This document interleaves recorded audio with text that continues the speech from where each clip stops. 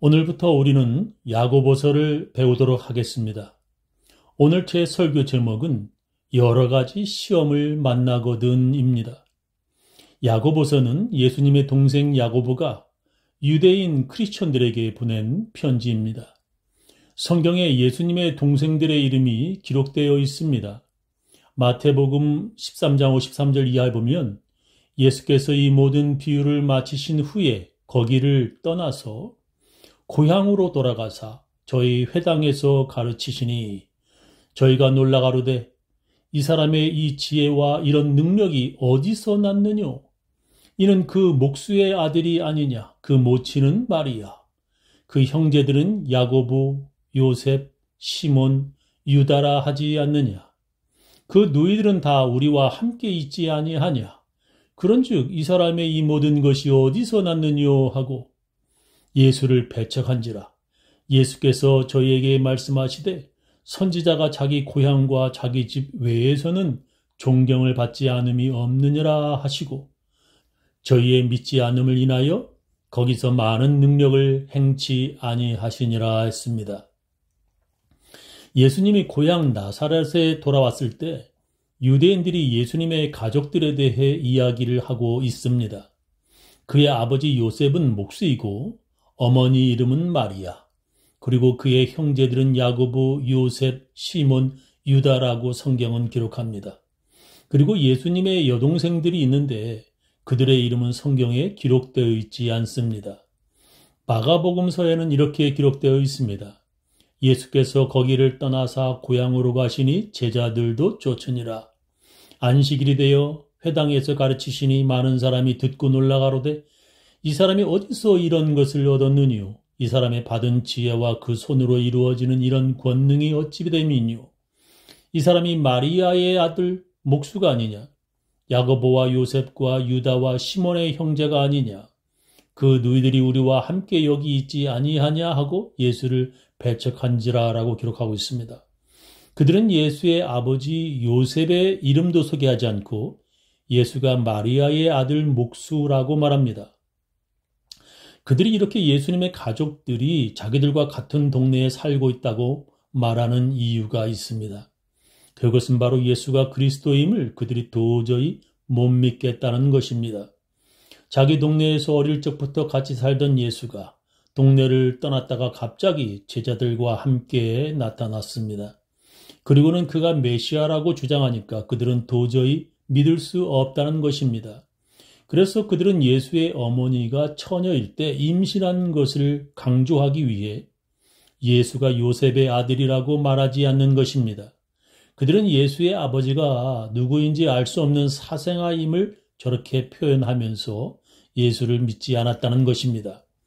아무리 예수가 회당에서 성경을 잘 가르치고 놀라운 기적을 행하여도 그들은 예수가 그리스도임을 도저히 믿을 수 없다는 것입니다. 그런데 카톨릭은 예수의 동생들을 요셉의 전처의 아들들이라고 주장합니다. 그들은 이렇게 주장합니다. 목수인 요셉이 첫 번째 결혼 후 아내가 죽고 마리아와 재혼하였다. 성경에 기록된 예수의 동생들은 모두 요셉 전처의 아들들이다. 그리고 동정녀 마리아는 성령의 능력으로 예수를 낳았다. 그리고 마리아는 평생 동정녀로 살다가 하늘로 승천하였다고 카톨릭은 주장합니다. 그 증거로 목수 요셉의 이름이 나오지 않고 마리아의 아들 예수라고 기록되는 이유가 바로 요셉이 나이가 많아 벌써 죽었기 때문이라는 것입니다. 나이든 요셉이 젊은 처녀 마리아와 결혼하였다가 일찍 죽었기 때문에 마리아는 죽을 때까지 동정녀라고 카톨릭은 주장합니다. 그래서 십자가에 달린 예수가 모친 마리아를 자기 동생들이 아닌 제자 요한에게 부탁했다고 그들은 주장합니다. 만약에 그들이 예수의 친동생이었다면 자기들 모친을 다른 사람이 모셔간다는 것을 그 당시 상상할 수도 없다는 것입니다. 그리고 예수가 친동생이 아니기 때문에 그들은 그들의 배다른 동생 예수가 미쳤다고 비난하며 잡으러 왔었다고 그들은 주장합니다. 만약에 예수가 자기들의 친형님이었다면 동생들은 그렇게 말할 수도 없었을 것이라고 가톨릭은 주장합니다. 그래서 요셉의 전처에게서 태어난 야고보는 예수님보다 나이가 한참이나 많았을 것이다. 그래서 베드로보다 더 나이가 많은 그가 예루살렘 교회에서 지도자가 되었을 것이다 라고 그들은 주장합니다. 그러나 우리 개신교는 그렇게 믿지 않습니다. 왜냐하면 그 당시 만약에 예수의 동생들이 배다른 동생들이었다면 성경은 그렇다고 분명히 기록하였을 것이기 때문입니다. 요셉과 마리아가 베들레헴으로 그리고 이집트로 피난 갈 때에도 또 나사렛으로 돌아오는 여행에도 그 전체의 자녀들의 이름이 성경에 기록되지 않습니다. 그리고 더욱더 큰 증거는 요셉이 마리아와 재혼했다는 그 어떤 말도 성경에 쓰여 있지 않습니다. 성경에 기록되어 있지도 않은 것들을 가톨릭은 주장하는 것입니다. 그렇게 그들이 주장하는 이유는 마리아의 영원한 처녀성을 위해서입니다. 그들의 교리인 마리아의 영원한 동정녀임을 위해 그들이 지어낸 말이라고 개신교는 믿습니다. 개신교는 마리아가 성령의 능력으로 예수를 출산한 후에도 요셉의 자녀들을 더 낳았다라고 믿습니다. 예수의 4명 동생들 중 야고보가 지금 우리가 배우려고 하는 야고보서를 기록한 사람입니다. 그리고 또 예수님의 다른 동생 유다는 유다서를 기록하였습니다. 성경은 예수의 형제인 그들이 처음엔 예수님의 그리스도임을 믿지 않았었다고 기록합니다. 그 형제들이 예수께 이르되 당신의 행하는 일을 제자들도 보게 여기를 떠나 유대로 가소서, 스스로 나타나기를 구하면서 묻혀서 일하는 사람이 없나니 이 일을 행하려 하거든 자신을 세상에 나타내소서 하니 이는 그 형제들이라도 예수를 믿지 아니함이러라 기록하고 있습니다. 성경은 예수님이 자기가 메시아 그리스도라고 말하자 그의 가족들은 예수가 미쳤다고 붙잡으러 왔다고 기록합니다. 집에 들어가시니 무리가 다시 모임으로 식사할 겨를도 없는지라. 예수의 친속들이 듣고 붙들러 나오니 이는 그가 미쳤다 하밀러라 라고 했습니다. 그런 예수의 형제 중 야고보가 예수가 그리스도임을 믿게 되었습니다. 그리고 그는 이렇게 오늘 편지를 쓴 것입니다.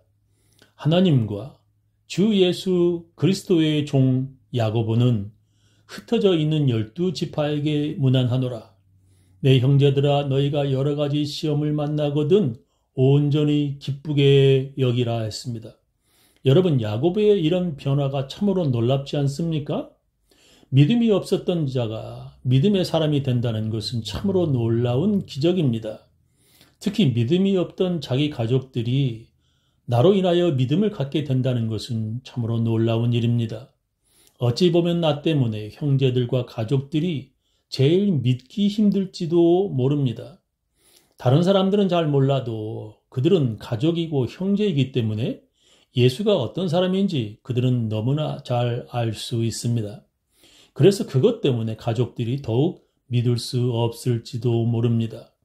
예수를 너무나 잘 알고 있던 예수님의 고향 동네 사람들은 그래서 믿지 못했던 것입니다. 자기 때문에 자기 가족이 그리고 형제가 예수를 믿게 된다는 것은 참으로 놀라운 기적인 것입니다. 여러분의 가족이 여러분 때문에 모두가 예수를 믿게 되었다면 그것은 참으로 귀하고 놀라운 일입니다. 그것은 하나님께서 아주 기뻐하실 만한 귀한 일입니다. 그런 기적같이 변화된 야고보가 우리가 시험 당할 때 우리가 어떻게 해야 되는지 말하고 있습니다.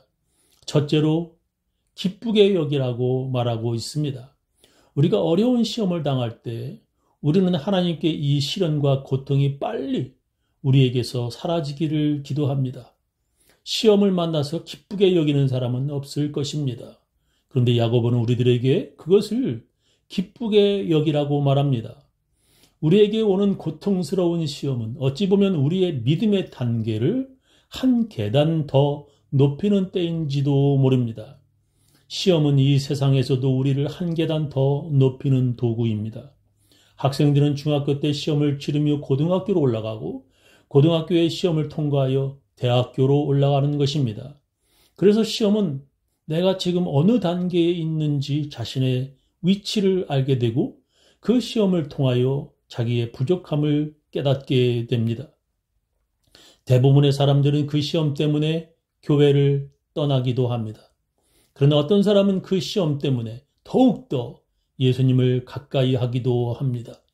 우리가 고통당할 때 예수님은 우리 가까이에 계십니다. 그래서 예수님은 우리의 고통스러운 신음소리를 들으시고 우리와 함께 걸으시고 또 쓰러져 일어서지 못할 때에 주님은 우리를 업어주시기까지 하십니다. 우리가 고통당하는 그때가 예수님이 우리와 제일 가까이 하시는 때입니다. 그때 주님을 의지하시고 주님의 손을 붙잡으시기 바랍니다. 우리들이 어떤 마음을 먹고 어떤 결심을 하느냐에 따라 그 시험으로 주님을 멀리 떠나기도 하고 또한 주님을 더 가까이 하기도 합니다. 여러분이 그 시험을 통해 주님을 가까이 하는 기쁨을 맛보시기를 저는 간절히 바랍니다. 저는 예전에도 제가 주님을 의지했지만 목회가 어려운 지금 주님을 더욱 간절히 찾게 됩니다. 저 역시 기쁘게 시험을 이겨낼 것입니다. 둘째로 인내하라고 말씀합니다. 이는 너의 믿음의 시련이 인내를 만들어내는 줄 너희가 알미라. 인내를 온전히 이루라. 이는 너희로 온전하고 구비하여 조금도 부족함이 없게 하려 함이라 했습니다. 그 시험을 통하여 우리는 인내를 만들어냅니다. 시험이 올 때 성경은 우리들에게 인내를 온전히 이루라고 말합니다. 고통스러운 시험이 오면 우리는 그 고통스러운 시험을 벗어나기 위해 애를 씁니다. 어떤 사람은 그 고통을 잊기 위해 술을 마시기도 하고 마약을 하기도 합니다. 그런데 성경은 우리들에게 온전히 인내하며 그것을 버텨내라고 말씀합니다. 성경은 우리가 시험을 당할 때 하나님께서 해결해 주실 때까지 인내하라고 말씀하십니다. 그런데 어떻게 우리가 인내하며 그 시험을 견딜 수 있습니까? 성경은 우리들에게 기도해야 한다고 말씀합니다. 우리가 시험이 올 때 온전히 인내를 이루려면 우리는 기도해야 하는 것입니다. 예수님께서도 그렇게 해결해 주실 때까지 계속 구하라고 우리들에게 말씀하셨습니다. 예수님은 이런 이야기를 들려주셨습니다. 어떤 도시에 하나님을 두려워 아니하고 사람을 무시하는 한 재판관이 있었다. 근데 그 도시에 한 과부가 있어 자주 그에게 가서 내 원수에 대한 나의 원한을 풀어주소서 말하였다.